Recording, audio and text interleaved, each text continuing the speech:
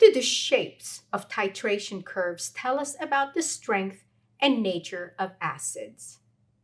This is an investigation of acid-base titrations. Acid titration curves have distinctive shapes depending on whether or not you are working with a strong acid or a weak acid.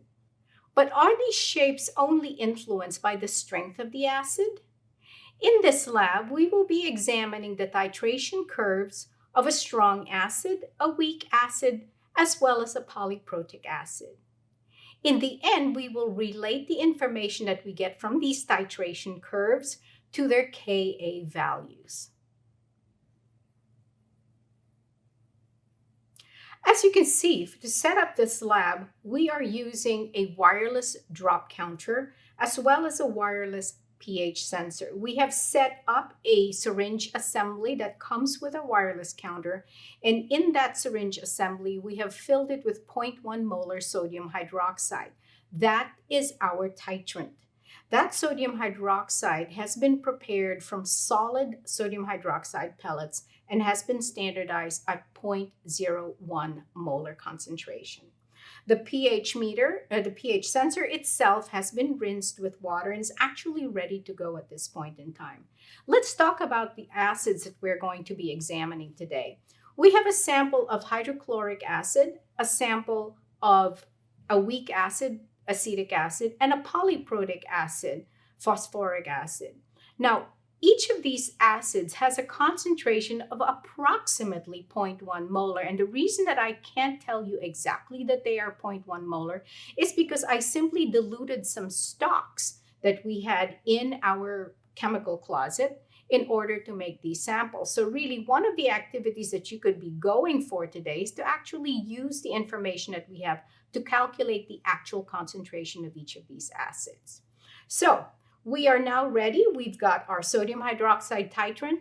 We have each of our analytes, and I will tell you that each of the analytes, 10 milliliters of each analyte has been added to its own little beaker, and we have actually diluted it with a little bit of water just to make sure that the level of the liquid in each of our analytes is enough to make sure that the electrode is properly submerged in it. Everybody's got a magnetic stir bar so that we can get started with our titrations.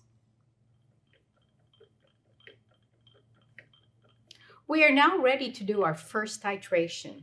So we now have a beaker here of hydrochloric acid. Remember that I measured out 10 milliliters of our 0.1 molar hydrochloric acid, and I added some water to make sure that the electrode is properly submerged in it.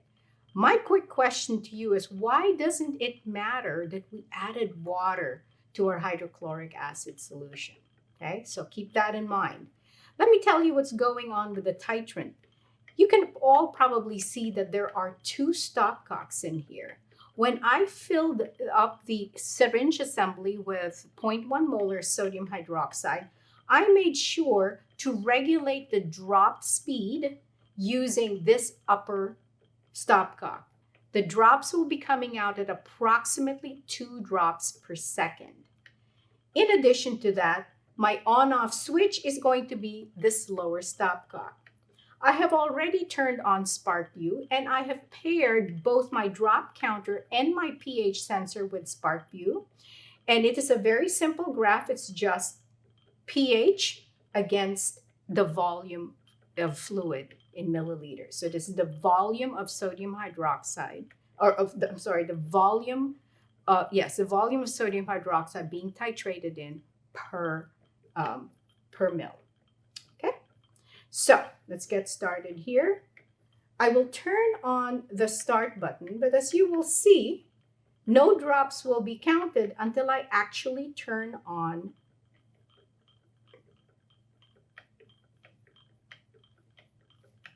the drops. So we're going to be speeding through this collection process so you can actually watch the curves being created.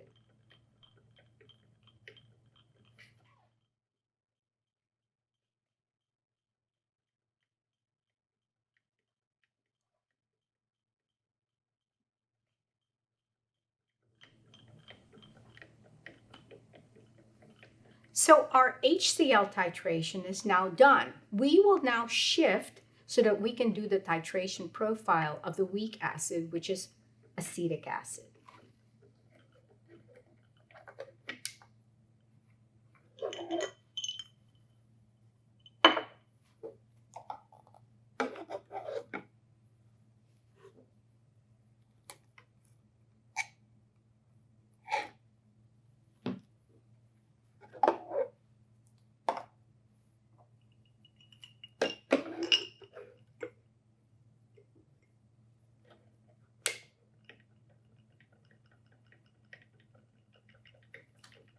So we are now ready to do our acetic acid titration.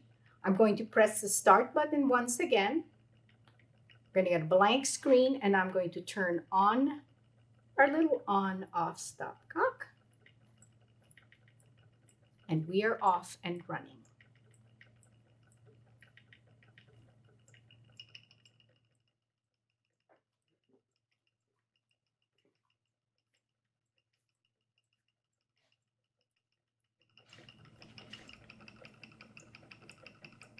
Okay, it looks like we've come to the end of our titration of the weak acid. I will now turn off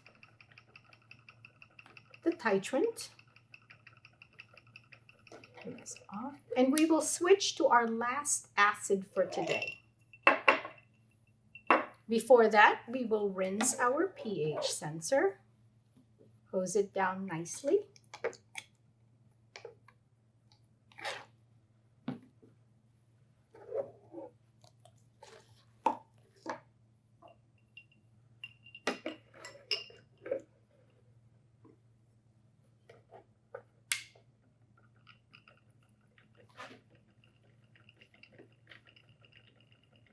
Looks like we're ready. You know, one thing I'm going to do is I'm going to add just a little bit more sodium hydroxide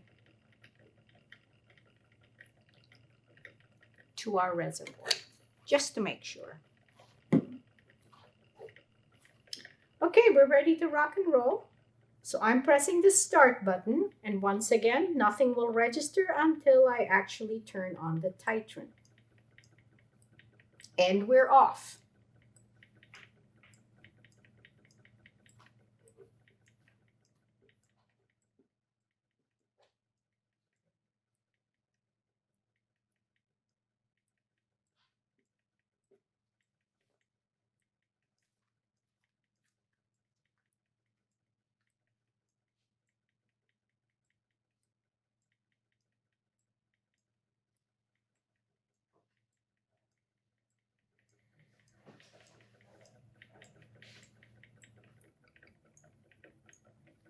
I'm going to stop this titration at this point. I believe we have flattened that curve pretty well enough.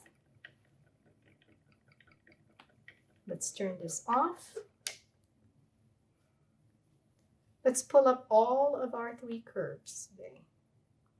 That's hydrochloric acid, that is acetic acid, and this is phosphoric acid.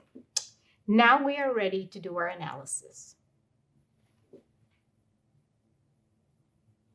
Analysis of this lab can be done at several levels. Everybody should be able to use the SparkView tools to calculate the equivalence point for each of the three acids that we worked with today. Remember, we have hydrochloric acid, acetic acid, and phosphoric acid.